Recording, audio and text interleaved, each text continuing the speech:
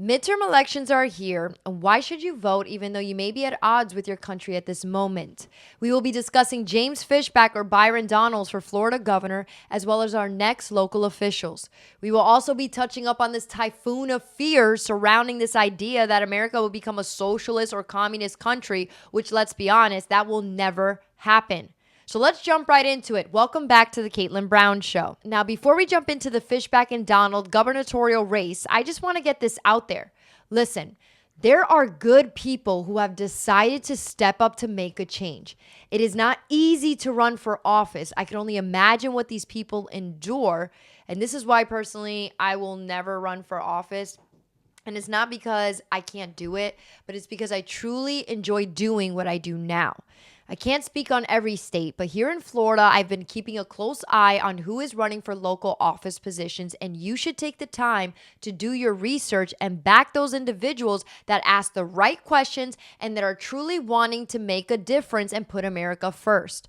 I do not pay attention to the candidates that take their time to bash other people or to talk about how much they hate Democrats or Republicans. I think it's pretty childish. I focus on the people who have substance and who want to make a lasting impact with a real plan for the future of our nation. I pay attention to the people who acknowledge our realities but do not focus on the problem and instead focus on the solutions. I went to an event last night hearing from all the candidates that are running for Congress in my district. Now, whoever your congressman or woman is, they are the voice that speaks for your entire district up in Washington, D.C. You should care about who this person is. Listen, I used to ignore politics, the news, and just get so frustrated and irritated every time I open social media or watch the TV. And then I realized I can just sit and complain and be a part of the problem, or I can stand up for change and what is it that I believe is best for our nation, which is why I created Build America First. You guys can follow Build America First on Instagram, TikTok, and on X. Build America First is about building a stronger America by putting our nation and its people first. People can't just use America first in a slogan or campaign just because it sounds good, but that it shows in their actions. There's a handful of candidates running for Congress in my district, and I'm voting for the one that has not laid out slander or a negative campaign and takes his time to focus on what really matters, which is to make a difference for the people in our district. Someone who didn't just move here for office, but a native to this district, and someone who has served their time long before now into making America the strongest nation. For the state of Florida, where I live, the voting polls open for early voting on August 8th until August 15th.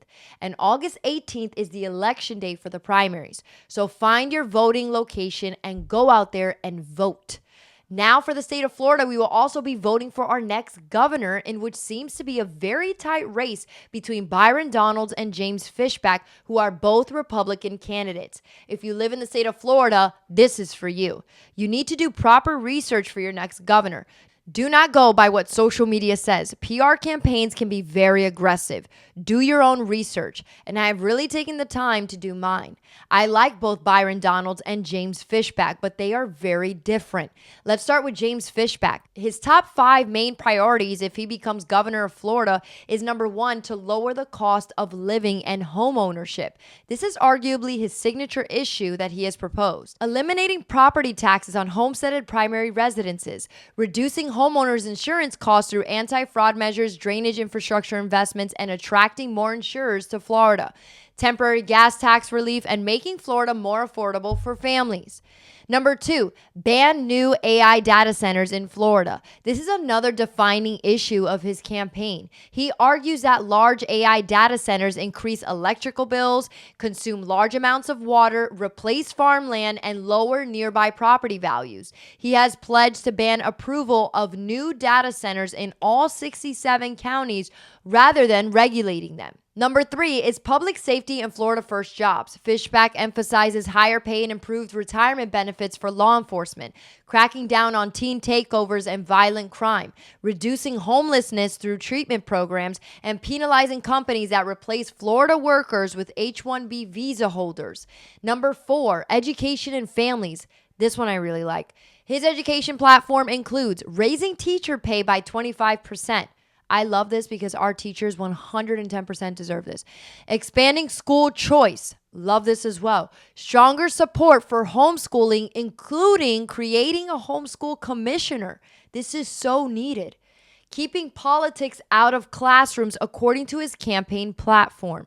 This is super important because we've seen, I mean, I don't know if you guys have seen on the news, but there's like teachers who take kids to protest and they don't even really know what they're doing. They're just like, oh, I was told to be here by my teacher because I'm on a field trip. Like I've literally seen young adults, and I'm talking like high school age, sometimes even middle school.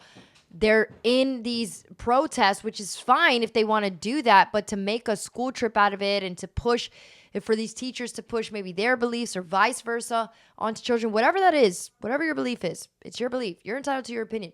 Do not push it onto children, and do not push children into this area if this is not something that they want to either learn more about or be a part of. So I like that he said keeping politics out of classrooms. I think we could learn about it from a historical perspective, but to engage and do protests and create signs and to go out in the streets, I think that's just a little bit too excessive. Okay.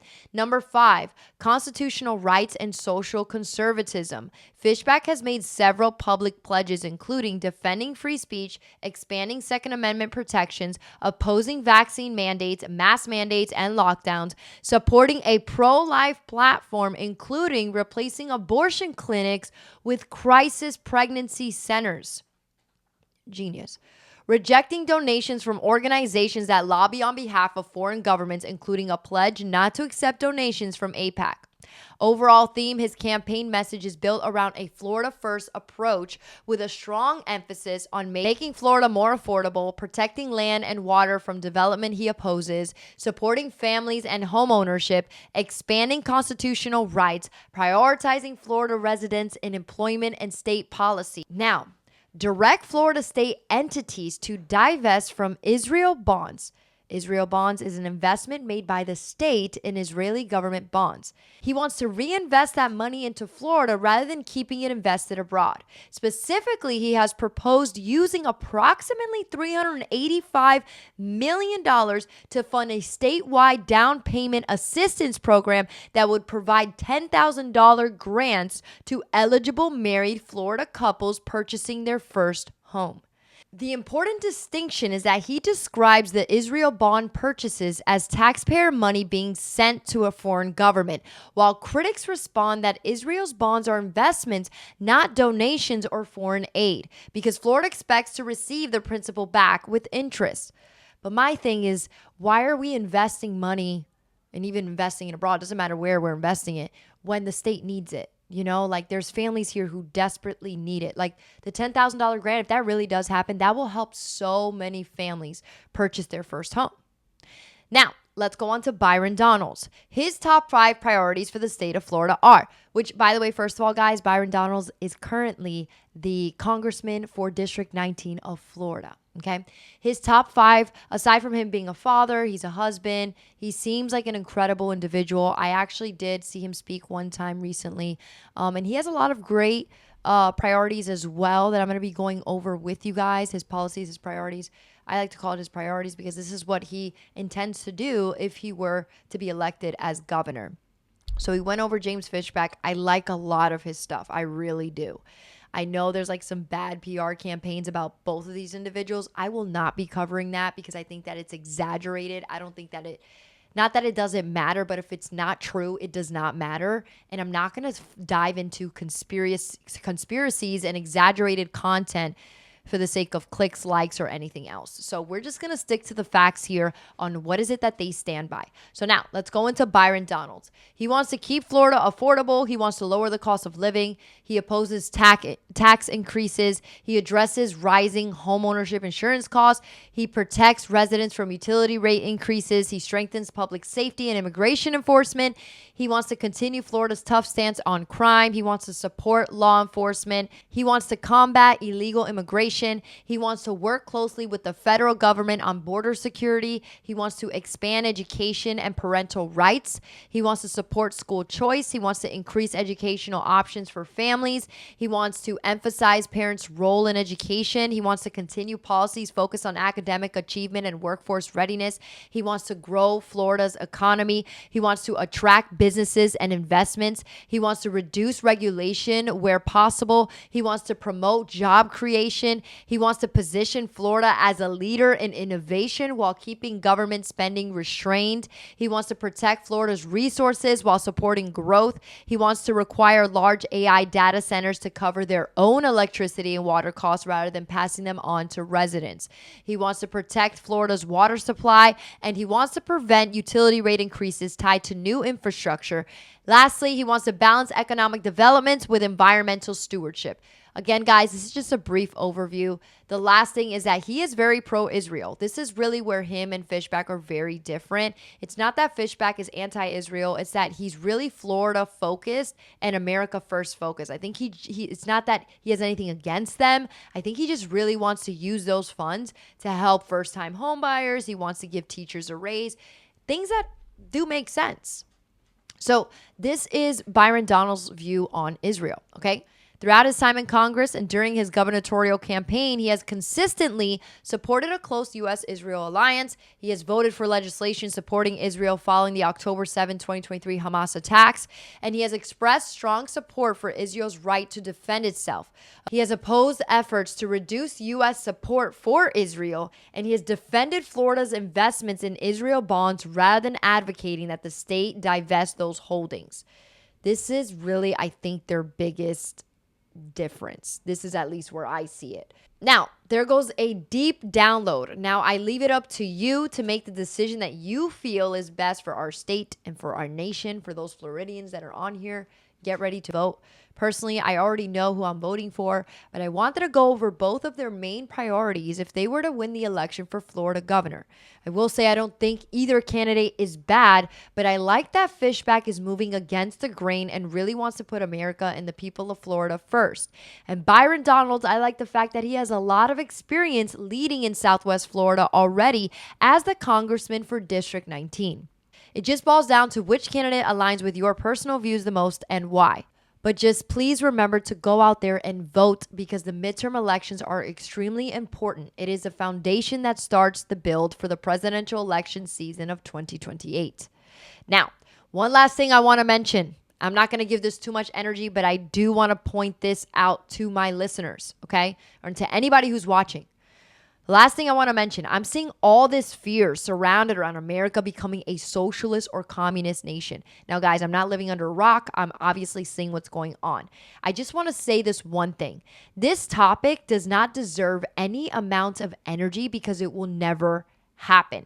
I know there are some states that are trying their hardest to enforce new laws and ways of life that reflect that of a socialist or communist country, but this is just all so temporary and a bunch of empty actions that will carry no weight. It is not built to last. So please, do not overconcern yourself. The more energy you give it, the more it will grow. It won't happen, and those that want to see it happen, they can go to a communist country and let me know how much they love it. Now, before we wrap up, guys, last week I did speak about the NDAA 2027 that's currently being sent to the Senate. They're supposed to go out on recess. We'll find out what happens with that bill. I'm very interested to see if that bill will be signed into law or not. So I will be keeping you guys up to date on that. As far as elections, whoever is watching this, if you are running for something, obviously I wish you the best of luck. And for those that are watching, please understand that your voice and your vote, it matters here in America. If we want to see change, we need to act. Every single vote counts. So with that being said, thank you guys so much. I hope you guys enjoyed this video. Make sure to like and subscribe. And I will see you guys here next Thursday on the Kaitlin Brown Show.